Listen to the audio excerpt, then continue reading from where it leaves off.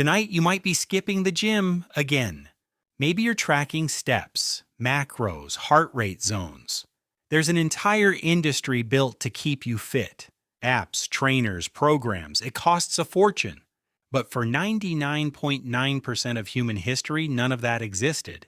And they were in better shape than we'll ever be.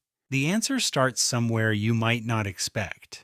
And living 200,000 years ago required constant movement.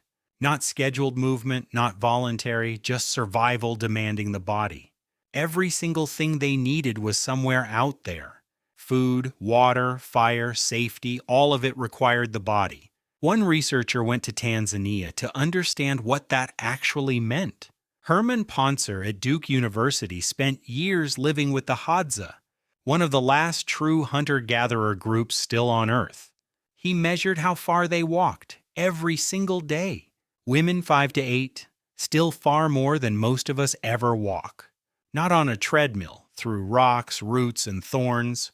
Every step demanded balance that a flat gym floor never asks for.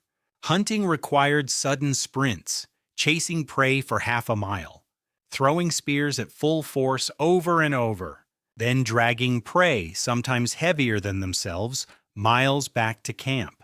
Foraging meant hours bent over, digging roots with bare hands, all while carrying a child and gathering food at the same time. There was no separation. Movement and life were the same thing. Fitness wasn't the goal. It was just what happened when you lived. For 300,000 years, nobody tried to get fit, and nobody had to. But here's what nobody tells you about that ancient body. It wasn't just cardio. These were genuinely strong people. Hunter-gatherers regularly carried loads that would stagger modern athletes. A wildebeest, 150 kilograms. They dragged these miles back to camp.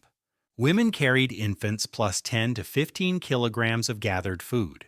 A 2014 study documented exactly what hunter-gatherer women carried daily. That's a weighted vest, but for 6 to 8 hours straight. And they climbed regularly, trees, rock faces, cliff edges. The grip strength alone would embarrass most modern gym goers. But here's what surprised researchers most about how they moved. The movement was never the same twice, never. One day slow walk, the next sprint and carry, then dig, then rest, then dig, then sleep, then explosive effort with no warning. Completely unpredictable, completely varied, no program needed. Modern sports science has a name for this: cross-training. Daniel Lieberman at Harvard spent years studying how ancient humans ran. He found varied, unpredictable surfaces built the strongest lower bodies. And they did all of it barefoot.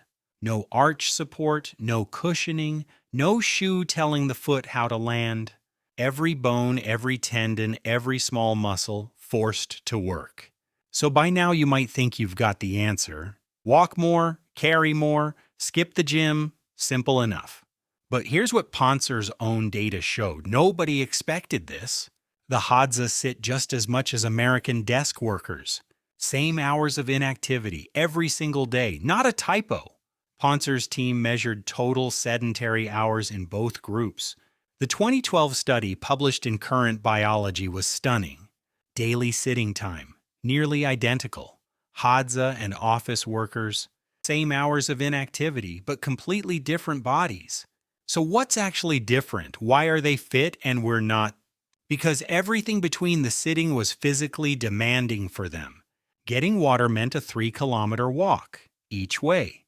Getting food meant 9 kilometers through uneven terrain. And after the hunt, real rest. Hours of complete stillness. No alarm, no meeting pulling them back after 45 minutes. The body healed completely before the next demand came. Ancient recovery was total. Ours keeps getting interrupted. Stress the body, let it fully heal, then stress it again. Ancient humans did this naturally. We built a world that prevents it. So now you got it. Move more, rest fully, done. But there's one more layer, and it might be the strangest. It's not just how much you move, it's why. Ancient humans never moved alone, not once. We invented the solo workout. They never had one.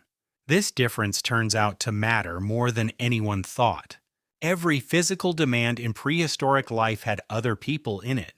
Hunting required groups, coordinating, reading each other, moving as one. Foraging meant women moving in groups, talking for hours while working. Building shelter, the whole group, days of collective physical work. And every night they danced. Wiesner found the Juhoanzi spent up to 40% of firelit nights dancing. Not for exercise, not for calories burned, to stay connected. Movement was the medium through which they belonged to each other.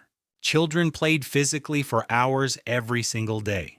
Robert Kelly studied 339 hunter-gatherer societies across human history.